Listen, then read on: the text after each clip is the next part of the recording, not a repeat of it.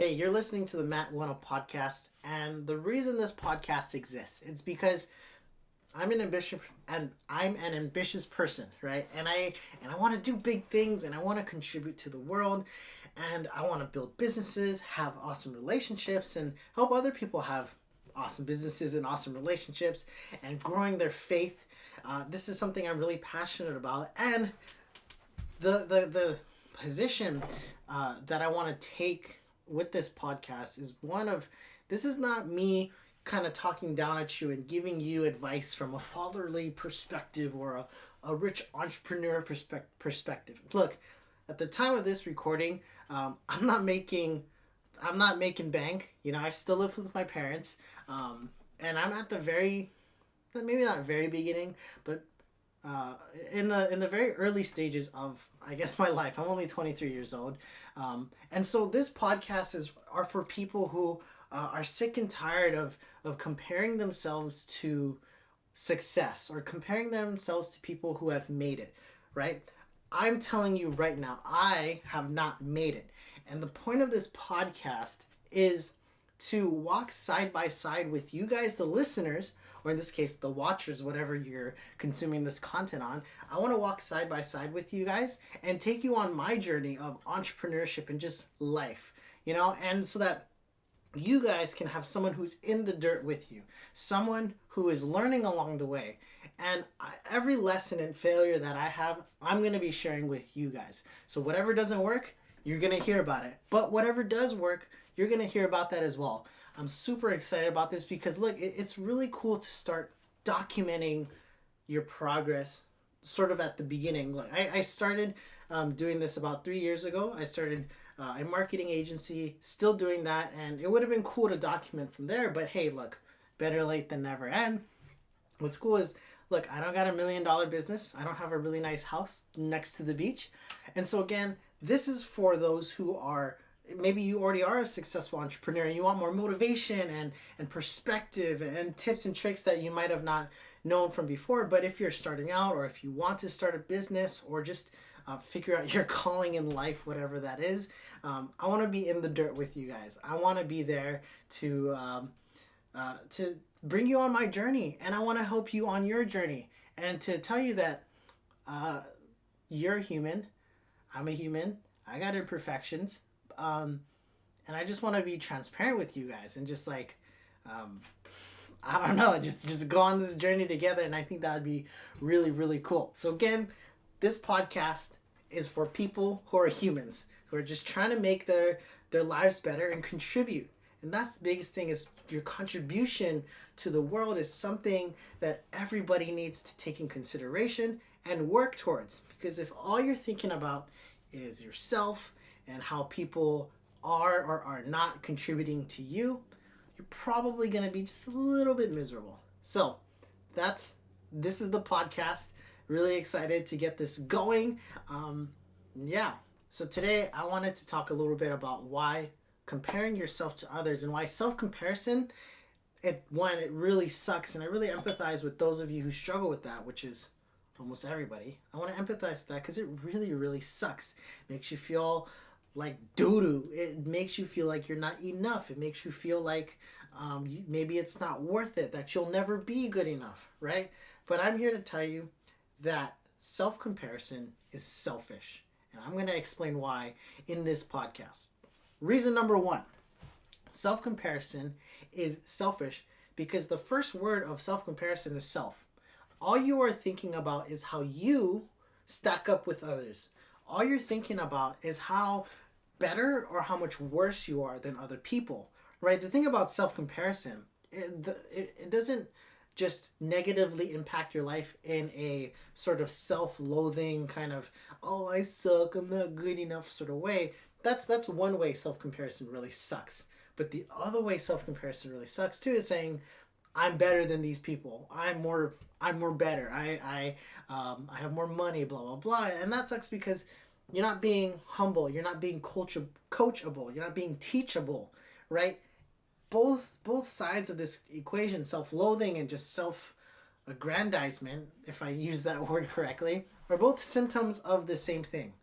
A selfish perspective on what I can get out of my relationships, out of my business. It's really selfish. You're just thinking about yourself. Instead of thinking about yourself, it might be really helpful for you to think about, instead of how do I stack up with other people, how can I maximize my contribution to others? How can I take what I have, whatever little amount of skill or charisma or education, maybe, how can I take the little that I do have and how can I maximize this to make someone else's life better?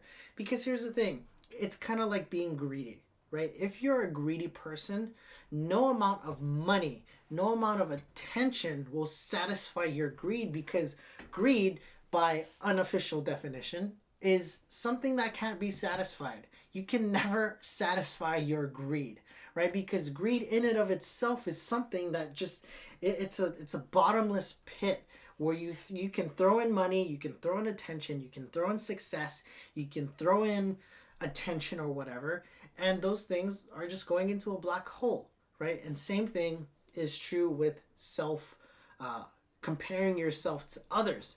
It's selfish because you are being greedy. You are thinking, how can I get validated? How can I be validated, right? How can I feel good about myself? How can I stack up against these people? You're thinking about how you relate to other people, but you're not thinking about other people. You're not thinking about what they want. You're not thinking about how you can help them, right?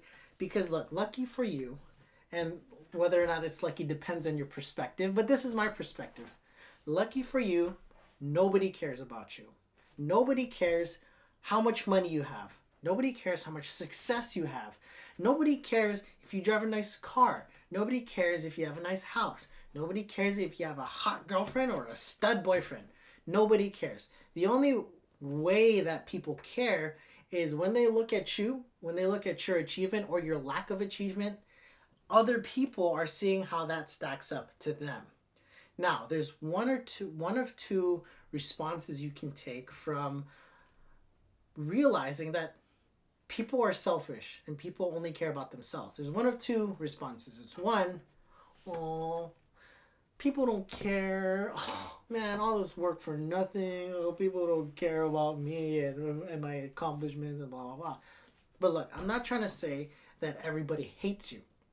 But I'm saying people are generally inherently selfish, right? And I'm not saying that your loved ones hate you or that your friends don't care about you. Because look, there is that group of people in your life that care about you. Those are the people's opinions you should care about, right? But everybody else, they don't care. They don't care. Okay, so anyway, one of two responses is, oh, I don't care, or nobody cares. Or there's, wait a minute, nobody cares? Nobody cares that I dressed really well. Nobody cares that I have a nice watch. Nobody cares that I won this trophy or this reward for my sports team. Like, that's great, because now because if you realize that they don't care, why should you care? Why should you care about somebody's opinion that ultimately is selfish to them? Meaning that their opinion about you is really their opinion about how you stack up to them, right? And that's the kind of opinion that doesn't add life to you and it doesn't add life to them. If I'm comparing myself to some other entrepreneur or whatever, that doesn't give me life and that doesn't give him or her life. It just creates not life. It creates something that's not good, right? Because again, it's not focused on how you can contribute to the world. It's not focused on how you can go out and take the love of self and you can turn that into love of others. Look, I'm not saying not to love yourself, right? But the self-care culture or love yourself, that can go too far to where there's a fine line between genuine self-care and self-respect and just a cop-out to be selfish, a cop-out to run away from responsibilities. And that's for you to decide. That's for you to decide. Self-comparison is selfish. Number two, the other reason, and all these reasons kind of mesh together, but the other reason why you struggle or you might struggle with self-comparison is because you don't have focus. you don't have clarity on what your mission is on this earth, what your purpose is in your life. If you have no purpose, if you have no mountain to climb, no hill to conquer, if you have no empire to seize or whatever, you know what you're going to do? You're going to look to your left, or well, sorry, you look to your left, you look to your right, and you're going to look at the things on the side of you rather than looking forward to that which you can contribute the most to other people, right? Because if you don't have a North Star, every other star is going to be like, oh, what's that? What's that? What's that? But in interpersonally, it's going to be, oh, what do they think about me? What do they think about me? Oh, I bet she thinks I'm fat. Oh, I bet he thinks I'm dumb, or blah, blah, blah, blah, blah, right? You're looking all around the place because you don't have a North Star of purpose. You don't have a North Star of contribution. You don't have a North Star of how you will maximize your potential in a way that doesn't aggrandize yourself, but in a way that helps other people, right? Because look, obviously there's that line where you give so much to other people that you become drained and that you don't have any energy, and maybe you don't have money because you're too generous, right?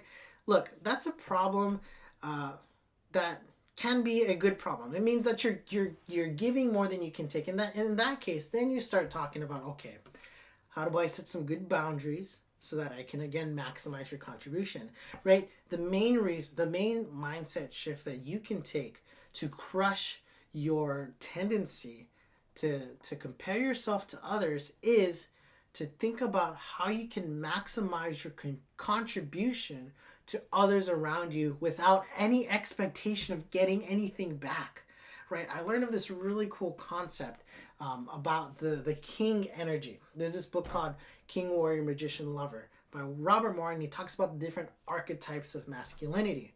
And one thing he talks about is a king's ability to lead and to direct is only good as his connection with the divine king, meaning that the king that wasn't fully connected with the divine king would try to find the king within himself, to be his own king, to be the king. And therefore, you know, as humans, it's hard for us to do that without becoming tyrannical, without becoming lost in self-pity, right? When we try to be our own kings, so to speak, right?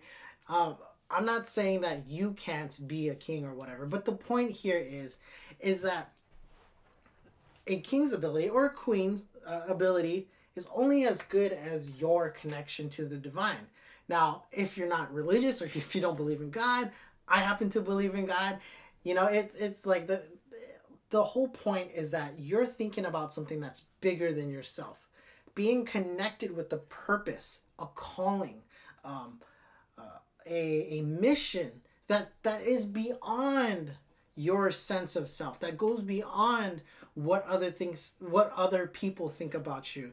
You need a purpose and a direction that is strong, assertive, that is far, that is high, that is big, that all these little self-comparisons dwarf in comparison, right? Because the reason why you compare yourself to others is because you're elevating yourself. You're elevating what people should think about you.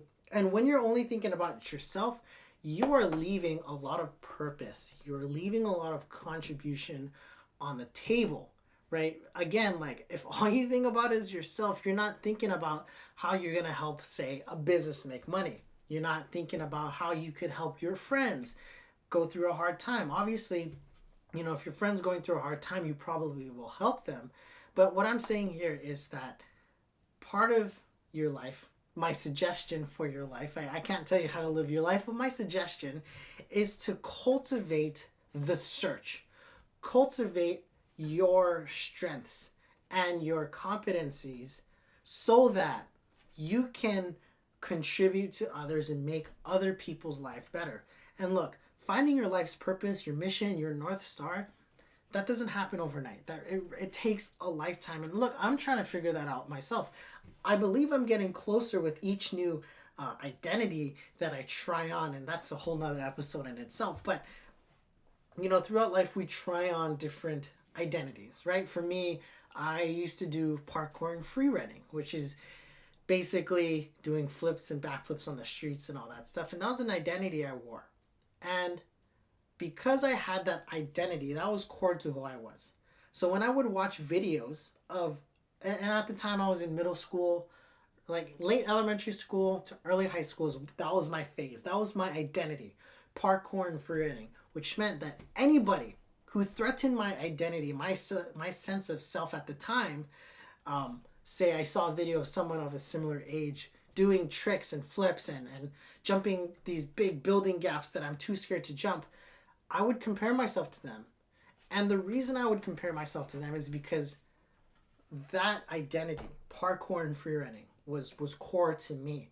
So anybody else who was in also shared that identity with me, who was better than me or had a threat of being threat of being better than me, because their competency with that identity was better than mine, it threatened my identity. So that's really scary. It's aggravating and it makes you feel like absolute crap. Why? Because the things that you compare yourself with others is probably where you put your identity, right? If your identity is in how you look, your appearances, anybody who has a better appearance or look than you, it seems like they have a better identity than you.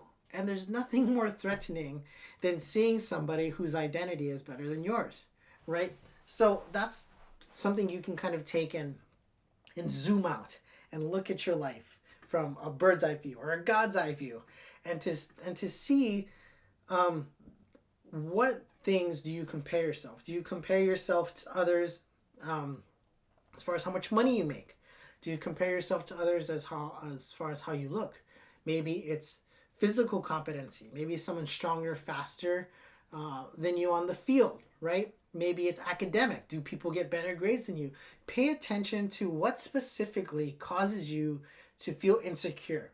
What causes you to feel the need for self-comparison. Pay attention to that, because whatever it is you are comparing yourself to others is probably where you put your identity in, which is why it's so important to have an identity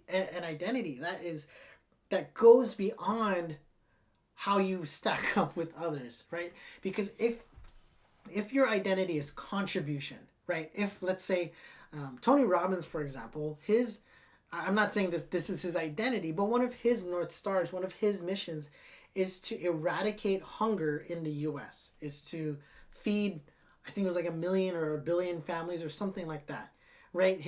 Part of his identity would be in the contribution, or how many families get fed, which means that if the North Star is feeding families, right, then anybody else who feeds families as well, and in fact, maybe even feeds families better than Tony Robbins, there's no insecurity. There's no, oh, they're doing it better than me, because the North Star, the focus of that is feeding families.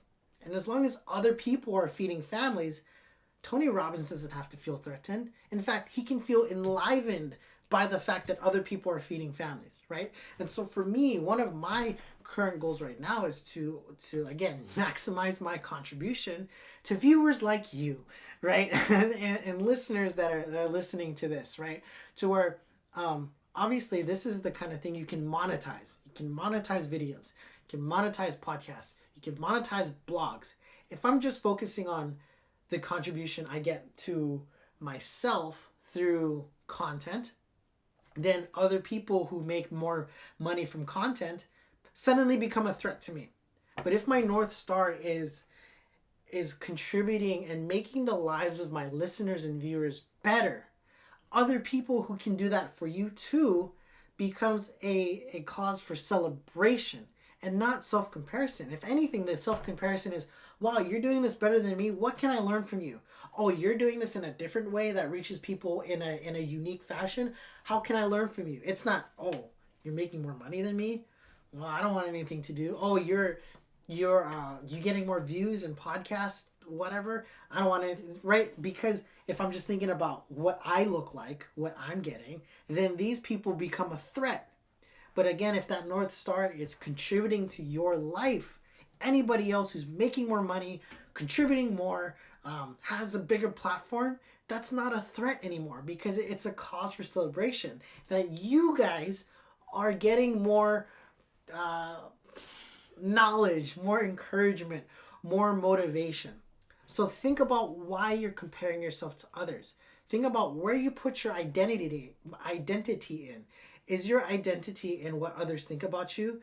Is it the very small picture of yourself?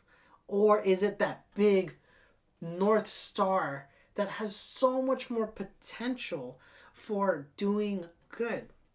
That is how you should be looking at your self comparison.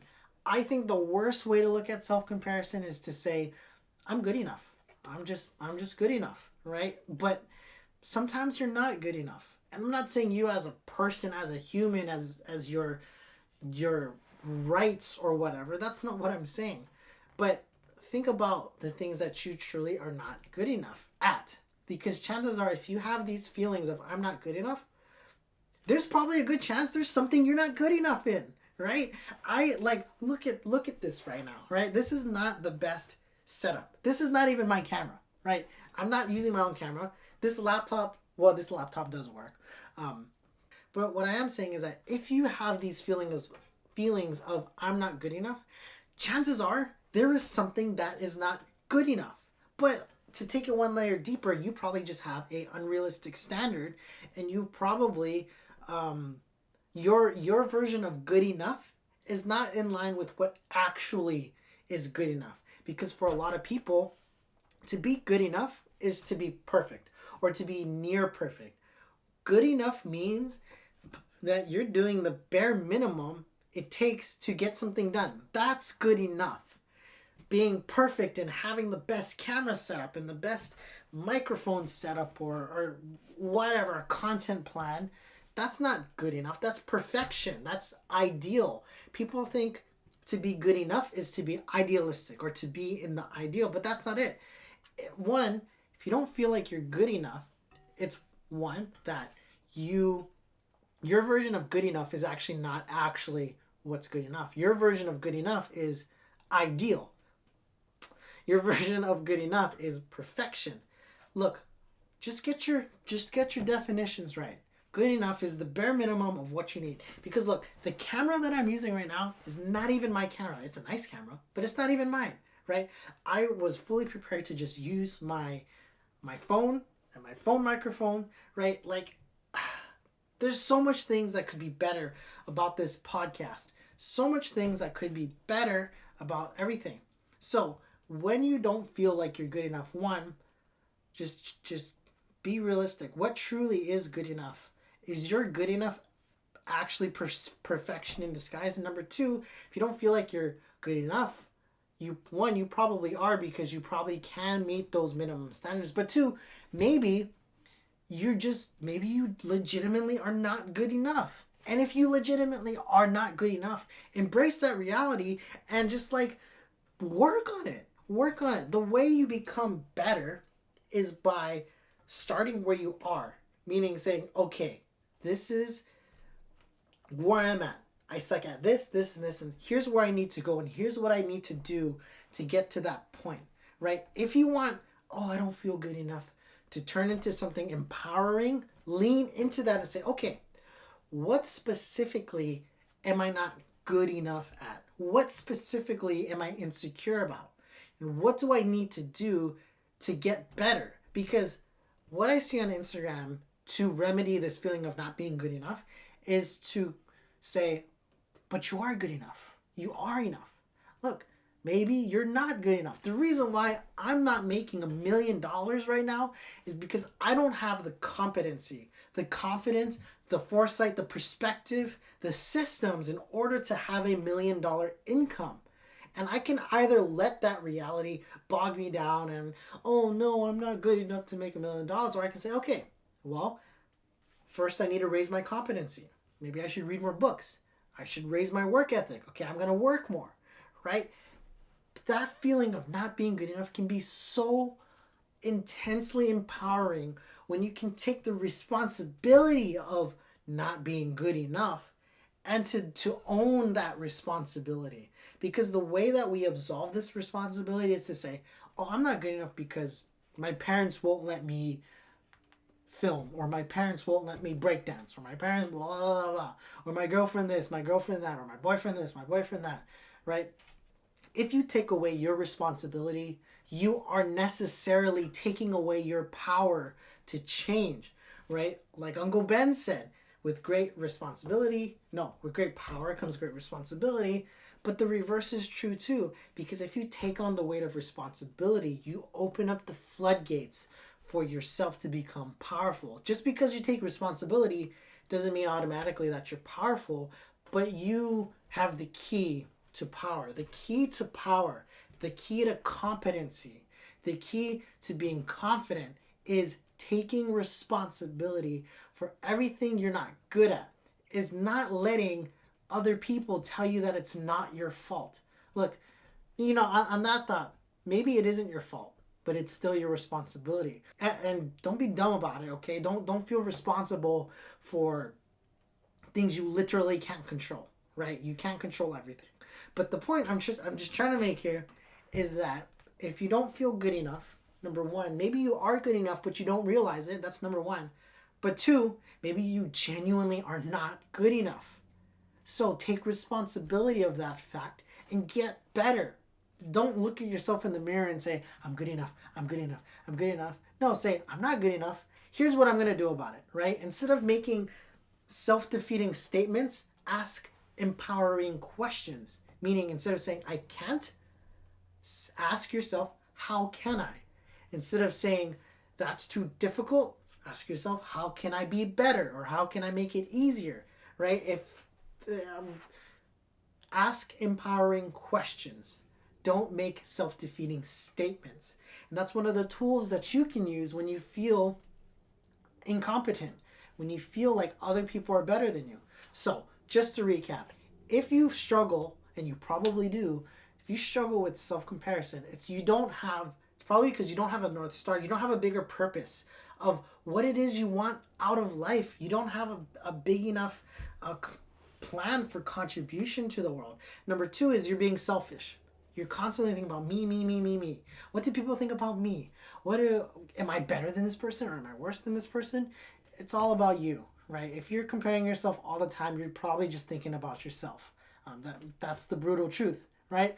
And the reason you compare yourself is probably where you put your identity in. If you put your identity into how well you can build a business, well, other people who are building really great businesses are going to threaten you because that's your identity, right? So again, it's having that North Star and using your old identities not as ends, but as vehicles, as means to that North Star. Instead of putting your identity in business, use business as a tool and a vehicle to get you there.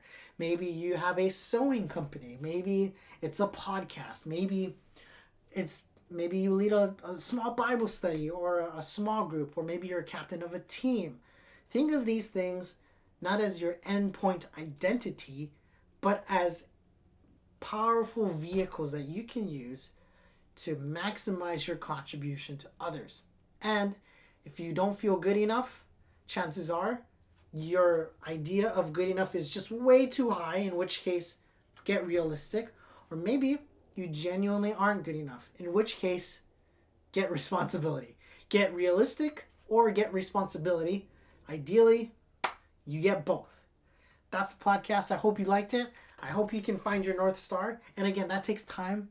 Okay, you're not going to just read one book and it's going to come to you. It's something that's developed over time.